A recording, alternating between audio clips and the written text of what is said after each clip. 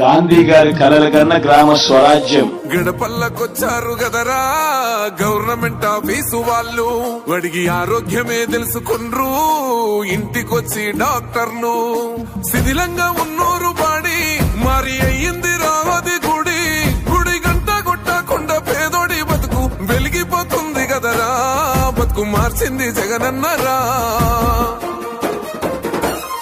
ఏం తక్కువ చేసిండురా రాజన్న కొడుకు, కోరి పథకాన్ని పంపిండురా పేదింటి వరకు.